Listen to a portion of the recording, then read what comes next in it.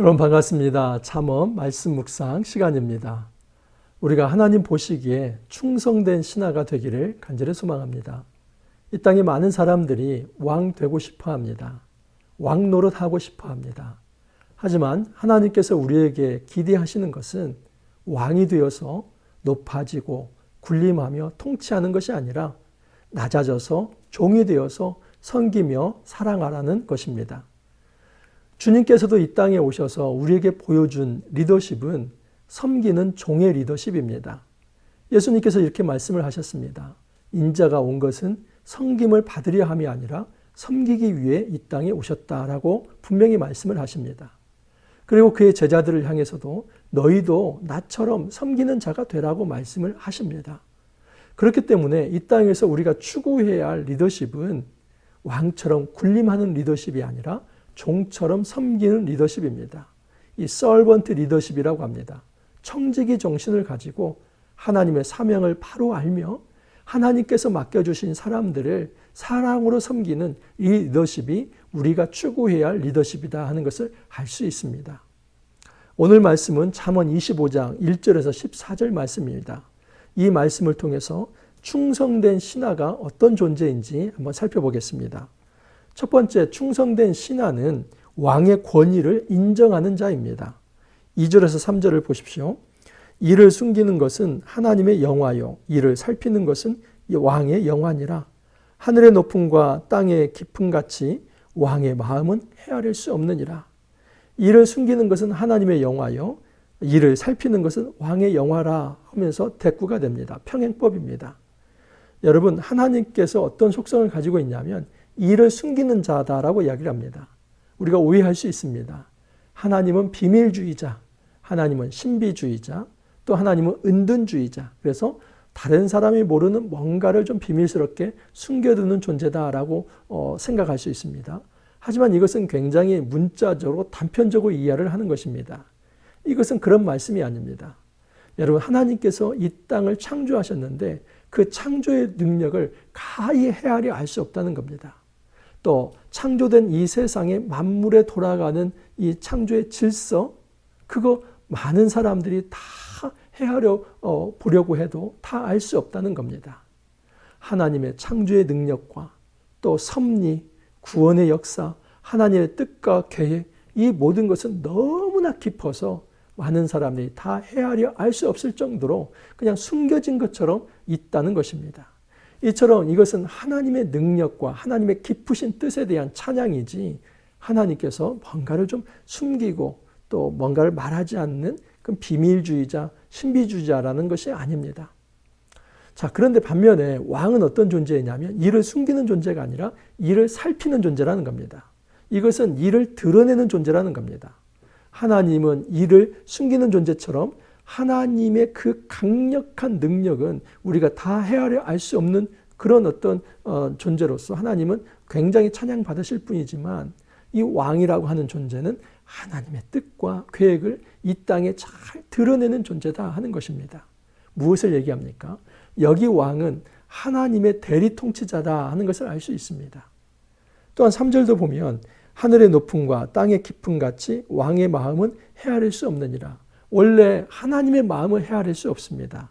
원래 하나님의 깊으신 뜻이 하늘처럼 높고 또 땅처럼 깊어서 그 하나님의 뜻을 다 헤아려 알 수 없다 할 때 이것을 씁니다. 근데 이것을 왕 앞에 수식어로 쓰는 겁니다. 하늘의 높음과 땅의 깊음같이 왕의 마음은 헤아릴 수 없다. 그 왕의 마음이 이렇게 헤아릴 수 없을 정도로 깊다는 것은 이 왕은 하나님으로부터 대리 통치를 부여받은 정말 하나님께서 이 땅에 세워놓은 권위 있는 왕이다 하는 것을 이야기를 하는 겁니다. 여러분, 이 이야기는 고대 이스라엘 사회입니다. 오늘날 대통령과 총리, 이런 존재에게 이 왕을 대입해서 바로 쓸 수 없습니다. 무슨 얘기냐면 고대 이스라엘 사회에서는 그 공동체 자체가 신정 통치 국가입니다. 하나님께서 왕을 통해서 통치합니다. 예를 들어서 다윗이라고 하는 존재, 이 솔로몬이라고 하는 이런 존재들을 통해서 하나님의 뜻을 드러내며 하나님의 통치를 대리했습니다. 여러분, 그래서 하나님께서 세우신 이 왕을 너희들이 존중하고 그의 권위를 인정하라는 차원에서 이렇게 이야기를 한 겁니다. 정말 충성된 신하가 되려고 한다면 첫 번째는 무엇을 생각해야 하냐면 나에게 왕이 있다는 생각을 가져야만 합니다. 그리고 그 왕의 권위를 인정해야만 합니다. 그런데 우리가 영적으로 생각할 때 진정한 왕은 하나님입니다. 그러므로 하나님의 그 왕적 권위를 인정하는 것, 이것이 바로 신하된 그리스도인의 첫 번째 자세다라고 말할 수 있습니다. 자, 충성된 신하가 가져야 할 두 번째 자세가 있습니다. 그것은 4절에서 5절에 나타나 있는데 최소한 악한 신하가 되어서는 안 됩니다. 4절에서 5절입니다. 은에서 찌꺼기를 제하라. 그리하면 장색에 쓸만한 그릇이 나올 것이요. 왕 앞에서 악한 자를 제하라. 그리하면 그의 왕위가 의로 말미암아 경고히 서리라. 은에서 찌꺼기를 제하라고 말씀을 합니다. 여러분, 이 은에서 찌꺼기를 제하려면 어떻게 하냐면 강한 불을 쏘야만 합니다. 이 풀무불을 통해서 은에서 불순물을 제거하는 것입니다. 근데 그것을 어떻게 비유를 하냐면 5절을 보면 왕 앞에서 악한 자를 제하라. 다시 말해서 왕 앞에서 악한 신하를 제거해내는 것이 은에서 불순물을 제거해내는 것과 같다라고 이야기를 합니다. 은에서 불순물을 제거해야만 100% 순도, 은이 생산되는 것처럼 왕이 악한 신하를 제거해야만 왕의 이제 권위와 왕의 영화가 영원할 것이다 라고 이야기를 하는 것입니다. 여러분, 왕은 첫 번째 하는 작업은 무엇이냐면 충성된 신하를 세우는 것입니다. 충성된 신하라고 하는 것은 뭐냐면 왕과 관계가 잘 맺어진 신하입니다. 그러면 여기서 여러분, 악한 신하는 어떤 신하일까요? 쉽게 말하면 영모를 꾀하는 신하입니다. 이 왕 앞에서 반역의 마음을 꾀하는 신하입니다. 왕과 너무나 관계가 좋지 않은 것입니다. 그런데 오해하지 마십시오. 이 왕에게 충성된 어떤 충언을 하는 존재. 그래서 왕이 볼 때는 때로는 좀 껄끄러운 존재. 그 사람들 다 제거의 대상이다. 아닙니다. 오히려 이 사람들은 충성된 신하입니다. 그게 아니고 이 악한 신하라고 하는 것은 왕을 인정하지 않고 자기가 왕 되고 싶은 마음에 영모를 꾀하거나 다른 왕을 위해서 스파이처럼 들어가 있는 존재, 그런 존재가 바로 악한 신하이며 그 악한 신하는 은으로 말하면 불순물과 같은 존재이기 때문에 제거해야 한다는 겁니다. 여러분, 충성된 신하는 결코 악한 길에 앞장서면 안 됩니다. 우리의 진정한 왕이 누구이십니까? 하나님이죠. 하나님 앞에서 우리가 충성된 신하가 된다는 것은 하나님 앞에서 두 마음을 품지 않는 것입니다. 오직 하나님을 왕으로 모시고 그 하나님 앞에 경배하고 엎드리고 경외하며 예배하는 자세가 돼야지, 그 하나님 앞에 두 마음을 품으면서 다른 신도 섬기면서 하나님도 같이 겸하여 섬기는 그런 혼합주의적 삶의 자세를 가지고 살아가서는 안 된다는 겁니다. 하나님은 반드시 선악을 판단해서 하나님과 관계가 맺어지지 않은 이 악한 신하는 제거해버립니다. 그렇기 때문에 충성된 신하는 절대 악한 신하가 되어서 제거의 대상이 되어서는 안 됩니다. 자, 충성된 신하는 어떤 존재이냐면 세 번째는 겸손한 신하입니다. 6절에서 7절을 보면 왕 앞에서 스스로 높은 채 하지 말며 대인들의 자리에 서지 말라. 이는 사람이 내게 이리로 올라오라고 말하는 것이 내 눈에 보이는 귀인 앞에서 저리로 내려가라고 말하는 것보다 나음이니라. 여러분, 어떤 한 사람이 있습니다. 그 신하가 왕 앞에서 스스로 높은 채 합니다.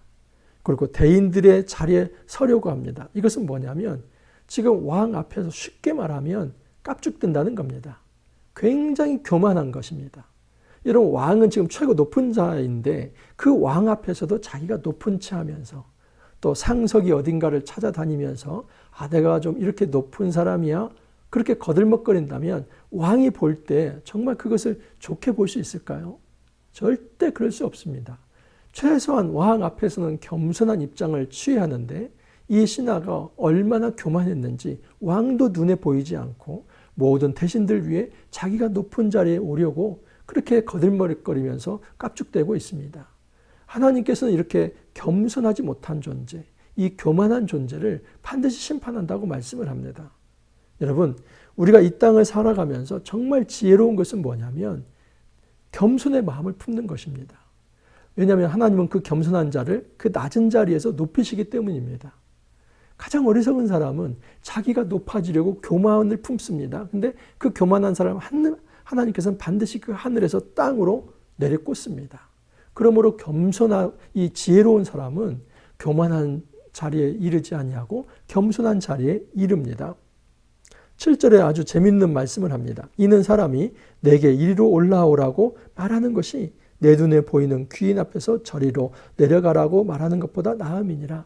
이건 승진과 강등 두 가지 그림입니다. 너가 승진되는 것이 좋지 않느냐? 강등되는 거 그 좀 나쁜 거 아니냐? 예수님도 그런 말씀을 합니다. 함부로 상석을 먼저 정말 추구하지 말라고 얘기합니다. 상석에 앉으려고 하지 말라. 왜냐하면 주인이 와서 상석에 앉아있는 사람을 너 뒤에 저 말석에 앉아라. 그렇게 말할 수 있기 때문입니다. 근데 말석에 앉으면 그 사람을 상석으로 인도할 수도 있다는 겁니다. 무슨 얘기냐면 이 지혜로운 사람은 교만을 떨면서 높은 자리에 이르려고 하다가 그 낮은 자리에 떨어지는 그런 존재가 아니라 정말 낮은 자리에서 섬기는 자가 되어서 주인의 부름을 받아서 높은 자리에 이를 수 있는 그 하늘의 권위를 받아 누릴 수 있는 존재다 하는 것을 말을 합니다. 충성된 신하는 왕 앞에서 겸손할 수 있는 존재입니다. 자, 충성된 신하는 어떤 존재이냐면 경우에 합당한 말을 하는 존재입니다. 자, 8절부터 이제 한 10절까지 한번 읽어드립니다. 너는 서둘러 나가서 다투지 말라. 마침내 내가 이웃에게 욕을 보게 될 때에 내가 어찌할 줄을 알지 못할까 두려우니라. 너는 이웃과 다투거든 변론만 하고 남의 은밀한 일은 누설하지 말라. 듣는 자가 너를 꾸짖을 터이요 또 내게 대한 악평이 내게서 떠나지 아니할까 두려우니라. 경우에 합당한 말은 아로새긴 은쟁반의 금사관이라 라고 말씀을 합니다. 너는 서둘러 나가서 다투지 말라고 합니다. 이 서둘러 나가서 다툰다는 것은 뭐냐면 조급하게 성급하게 논쟁한다는 겁니다. 이것은 어떤 사후 또는 전후 어떤 내용을 파악지도 않고 내가 생각할 때 이것은 이렇다 결정을 내리고 그 결정 속에서 다른 사람과 다툰다는 겁니다. 이것은 굉장히 지혜롭지 못한 것입니다. 그런 사람은 이웃에게서 욕을 보게 될 것이고 또 그런 사람은 정말 심판의 자리에 이를 거다라고 이야기를 합니다. 또한 지혜롭지 못한 사람은 이 어떤 변론을 하면서 법정에서 예를 들어서 논쟁을 하고 변론을 하죠. 근데 그 사람의 은밀한 것까지 드러내는 존재입니다. 근데 그렇게 하지 말라고 합니다. 너는 이웃과 다투거든 변론만 하고 남의 은밀한 일은 누설하지 말라. 쉽게 말하면 지금 이 합당하지 못한 말, 경우에 합당하지 못한 말은 뭐냐면 성급하고 조급하게 자기 주장하는 말이며 또한 다른 사람의 함부로 사생활을 누설하는 다른 사람의 그 은밀한 것을 폭로하는 그런 말입니다. 품격도 떨어지고 또 아주 하나님 보시기에 비천한 말이다라고 말할 수 있습니다. 이렇게 이런 경우에 합당한 말을 합당하지 못한 말을 해서는 안 됩니다. 그런 말을 했을 때는 그 악평이 떠나지 아니하여서 그 사람이 정말 어둠 가운데 존재할 수도 있기 때문입니다. 자, 그러나 이제 경우에 합당한 말을 한번 살펴보겠습니다. 11절 12절인데 경우에 합당한 말은 아로새긴 은쟁반의 금사관이라. 슬기로운 자의 책망은 청종하는 귀에 금고리와 정금 장식이니라. 여기 아주 재미있는 은유가 하나 나옵니다. 경우에 합당한 말은 아로새긴 은쟁반의 금사과다. 이 은쟁반은 굉장히 고귀한 것입니다. 근데 거기에 금사과는 굉장히 잘 어울리는 겁니다. 그러니까 지금 이 경우에 합당한 말이라고 하는 것은 매우 적절하고 합당한 말, 마치 이 금쟁반의 은사과가 은쟁반의 금사과가 굉장히 잘 어울리듯이 그런 경우에 합당한 말을 하는 것이 지혜롭다라고 이야기를 합니다. 슬기로운 자의 책망은 청종하는 귀에 금고리와 정금 장식이라고 합니다. 여기서는 지금 듣는 것을 얘기합니다. 잘 들어야만 이처럼 경우에 합당한 말, 적절한 말을 할 수 있다는 겁니다. 여러분, 이 법원을 한번 생각해 보십시오. 이 재판정에서는 이 말이 굉장히 중요한 격언이 될 수 있습니다. 어떤 변호인이나 이제 자기를 변호해야 할 사람이 은쟁반의 금사과 같은 말, 그러니까 어떤 사안에 대해서 가장 적절하고 합당한 말을 했을 때는 그 사람은 존귀하게 여겨질 수 있다는 겁니다. 자, 그런데 이렇게 하기 위해서는 여러분 청종의 귀가 있어야만 합니다. 청종하는 귀는 금고리와 정금장식과 같다. 그래서 지금 이 8절에서 12절까지 이 말씀 속에서는 우리가 정말 경우에 합당한 말을 해야 하는데, 첫 번째는 경우에 합당하지 못한 말, 조급하고 또 이제 은밀한 일을 누설하는 그런 어떤 아주 비천한 말, 그리고 하나님 보시기에 악한 말은 해서는 안 된다는 겁니다. 그 대신에 경우에 합당한 말, 그 경우에 합당한 말은 굉장히 적절한 말인데 잘 들음으로써 성급하지 않고 또 이제 어떤 사안에 대해서 해결을 줄 수 있는 그런 말을 해야 한다는 겁니다.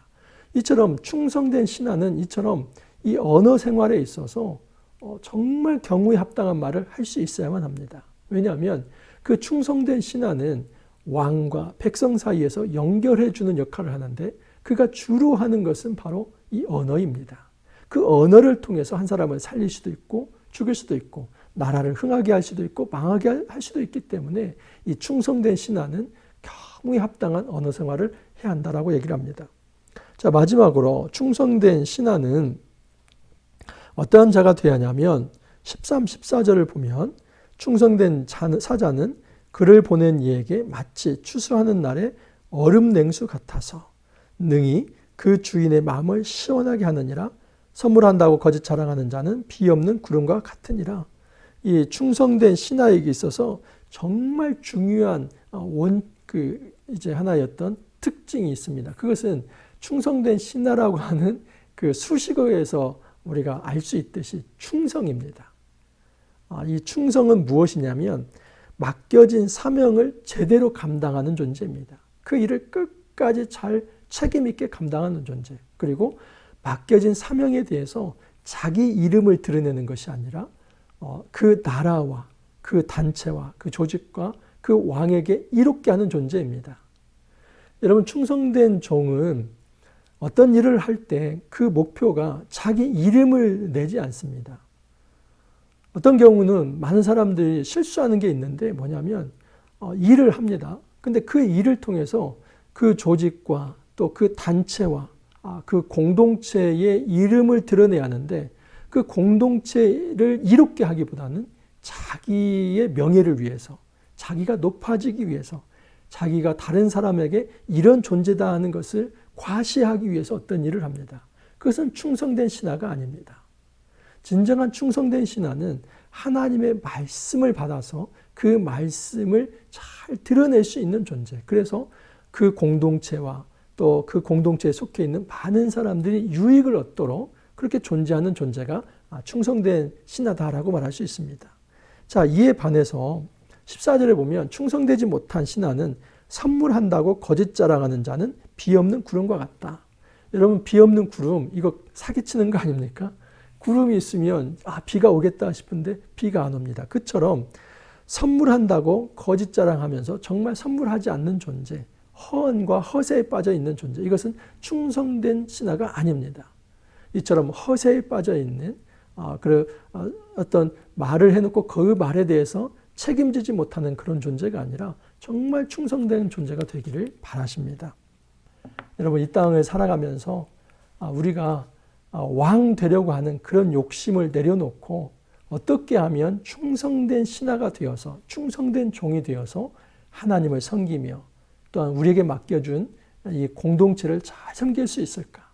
또 우리가 섬겨야 할 그런 많은 사람들 앞에 어떻게 우리가 겸손할 수 있을까? 그것을 고민할 수 있기를 간절히 소망합니다. 함께 기도합니다. 주님, 감사합니다. 저희들이 이 땅에서 단지 왕으로 군림하며 그렇게 거들먹거리고 살아가는 존재가 아니라 겸손하여서 정말 섬기는 존재, 섬기는 그런 어떤 충성된 신하가 되라고 말씀을 합니다. 주님, 왕의 권위를 인정할 수 있게 하시고 최소한 우리가 제거의 대상, 이 악한 존재가 되지 않기를 바라며 우리가 정말 하나님 앞에서 겸손한 존재가 되고 또 신중하게 경우에 합당한 말을 통해서 많은 사람들을 정말 주께 인도하는 그 충성된 존재가 되어서 하나님 마음을 시원케 하는 이 거룩한 삶 살아갈 수 있도록 주님 축복하여 주옵소서. 감사하고 예수님 이름으로 기도하옵나이다. 아멘. 여러분, 우리가 이 땅을 살아가면서 충성된 종이 되어서 주님의 마음을 시원케 하기를 간절히 소망합니다. 오늘 하루도 여러분 승리하시고 또 내일 찾아뵙도록 하겠습니다. 감사합니다.